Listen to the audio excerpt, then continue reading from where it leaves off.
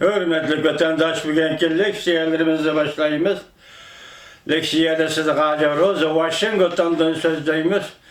Bugünkü ıslahı 2020 yıl 1. ayının 5. günü. Haftaki Cuma.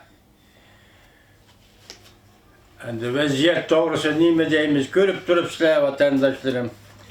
Bu yeni jel Uygurlarga bir yeni keyfiyat bilen başlangan idi. Bunun da bu İran degen devlet endi oturga çıkıp bu vaziyetke karşılığı peyda kıldı vatandaşlar. İnsan ikemez hem de insan başında kuatı köngülü yerim bulu diken lekin bunun bilen biz ümitsizlikке duçar bolmaymiz vatandaş. Bugün muşu doğruda sizler bilen leksiyada ortaklaşımız. Mavzumundaki Amerika armiyası İran'ın generalini etip öldürgendiği ki burayın da vaziyet tuyuksuz ciddileşip gitti mavzuda haber. 1. ayının 3. günü Amerika vazının Xitayçılık programı ilan kılın. Haber mındak başlar. Amerika Koşmuş Ştatlarının Bağdat'ta turuşluk baş elçixanası 1. ayının 3. günü yani Cuma günü barlık Amerikalıklarının Irak'tan çekinip çıkıp gitişini talep kıldı. Bir neçe saat burun Amerika Irak aeroportuga nişanı havadan hücum kılıp İran Hazatçılar Brigadasının komandanı Süleymanlı ve Irak Halk Askerleri Teşkilatı'nın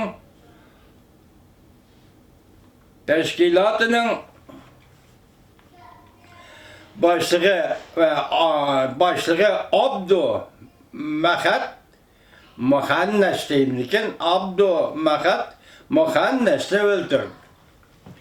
Muhannes General Süleyman'ın Irak'taki məsləhətçisiydi. Irak hükümet katılımıda İran-perest mühim adam dep qarlattı. Reuters mında haber kıldı.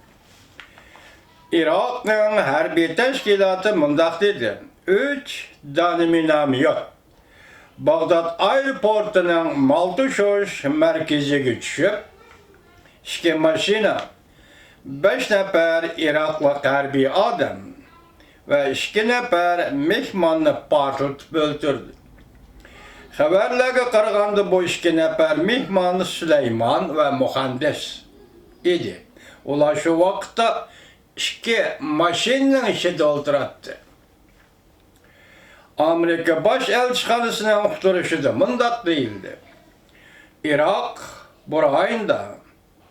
ve burayında vaziyet ciddilikini nazarga elip barlık Amerikalıklara 2020 yıl 1. aydan başlap sayahat agahlandırışı birimiz ki derhal Irak'tan çıkıp gitinler.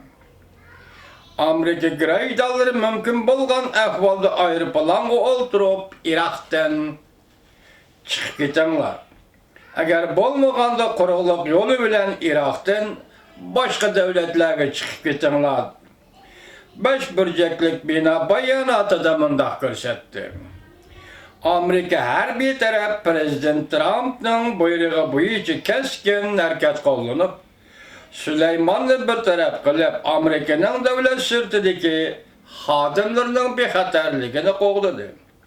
Bu kıtım hücum kılış nişanımız İran'ın hücum kılış planına çekleş idi.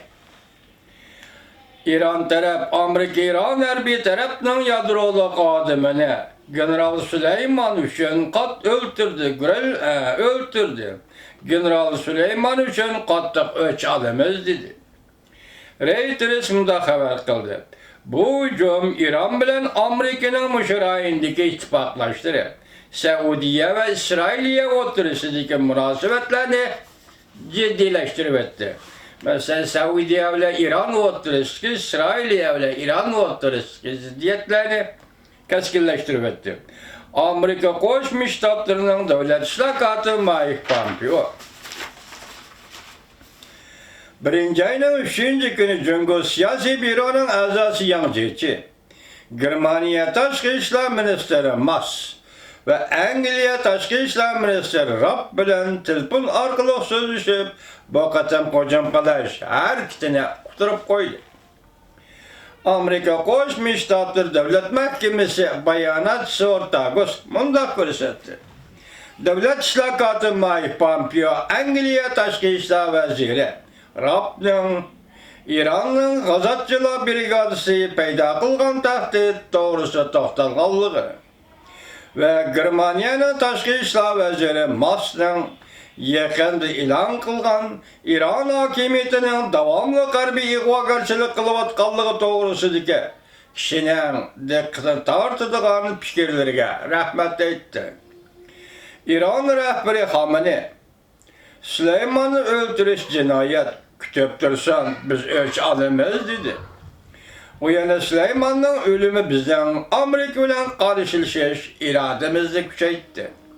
Xamenei İran televizyası not sözlep Süleyman için İran'da 3 gün matem tutuşta karar kıldı.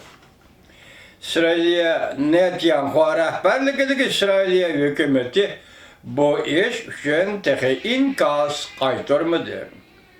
Lekin İsrail'e bir taraf radyo stansiyası bundak dedi. İsrail'e armiyası ciddi halet geçirdi. 9. ayda Amerika meldarları İran'la Saudi Arabistan'la pitliği çıkışar ayrı bulan bilen hücum kılganlığını ayıplagan. Biroq Prezident Trump hükümeti ayıplaş ve tehdit ediş tüm başka her qandaq öç eliş ve her kitap kullanmagan. Ondan keyin İran bir qancha qatim havo hujumiga uchragan, lekin bularning hammasini İsrailga ijro qilgan edi. O'tgan 20 yil ichida Süleymanni bir qancha qatim G'arbning, İsrailning ve Arab davlatlari axborot organlarining yoshirin bir taraf bilish tahdidga uchragan general emishgan top Süleyman İran'ın